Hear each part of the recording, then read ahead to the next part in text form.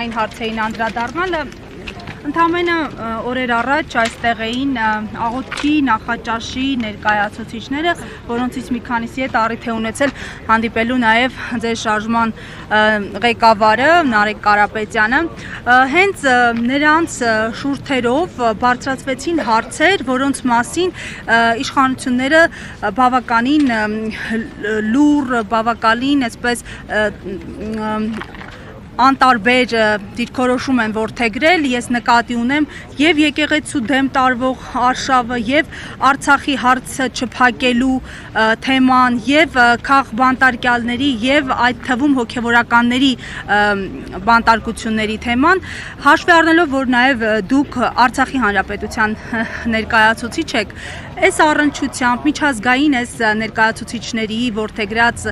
դիրքորոշումը ձեզ համար ոգևորող էր եւ հուսադրող էր եւ օրինակ դուք առիթ ունեցել եք հանդիպել, ինչ թեմաներ են քննարկվել։ Շատ շնորհակալ եմ հարցի համար, որովհետև շատ կարևոր այսպես խնդիր է եղել, որը կարծես թե շատ չի բարձրաձայնվել եւ այսօր արդյոք կա դրա մասին խոսելու։ Տեսեք ինչ էր կատարվում։ Իշխանությունները փորձում էին նաեւ միջազգային հանրության շրջանակներում ստեղծել այնպիսի տրամադրություններ, այնպիսի միջավայր, իբր այստեղ Հայաստանում ժողովուրդը հաշտ է այն ամենի հետ, որ կատարվում է եկեղեցու դեմ այդ մեծ արշավի, բայց կարծես թե նրանց խաղը այդքան էլ չստացվեց, որովհետև փաստացի այդ մարդիկ եկան Հայաստան եւ կատարեցին այնպիսի հստակ հայտարարություններ, նշելով, որ Հայաստանում կրոնի ազատություն չկա, որ Հայաստանում մարդիկ հալածվում են իրենց հավատքի համար, սրբազաններին օրինակ բերելով, հալածվում են հայկական արժեքները սատարելու համար, նշելով Սամվել Կարապետյանին եւ մյուս բոլոր քաղբանտարկյալներին, սա շատ կարևոր դրվագ է նշելու, որ Նիկոլ Փաշինյանի օրակարգը միջազգային հանրությանը համոզելու, որ իր բերած թեզերը Հայաստանում համատարած են եւ ընդունելի են բոլորի համար, այդքան էլ չի աշխատում։ Եվ դիքին ընտրությունների մասին կարող ենք նաև այո, էջմիածնում տեղի ունեցածը, նաև սլաքներ ուղղվեցին ձեր շարժմանը, թեև դուք մասնակցություն չէիք ունեցել, հավանաբար ակնկալիքներ կային նույնիսկ իշխանության կողմից, որովհետև իշխանականներն ընդգծում էին նաև ձեր հանգամանքը։ Ինչ դիտարկումներ ունեք։ Այո, մարդկանց մոտ ակնկալիք կար, ու մենք տեսնում էինք, զգում էինք այդ ակնկալիքները, որ կա հանրության կողմից, սակայն պետք է շատ մի կարևոր փաստ արձանագրել, որ այս պահի դրությամբ մենք դեռևս արձանագրված, մենք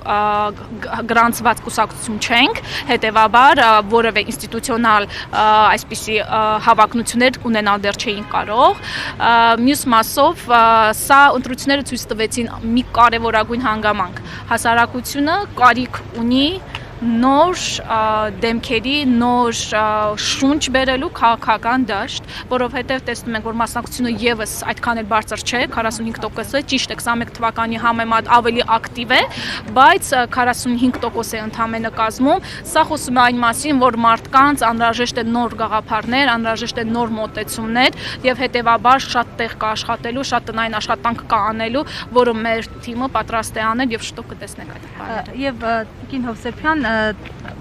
կոնսոլիդացիոն հարթակի հետ կապված արդյոք նաև մեր ձևով հնարավոր է դառնա այն հարթակը կոնսոլիդացիայի, որտեղ ներընդդիմադիր տարբեր ուժեր կմիանան, որովհետև նաև էջմիածնի ընտրությունները ցույց տվեցին, որ ընդդիմության մասնատվածությունն է ոչ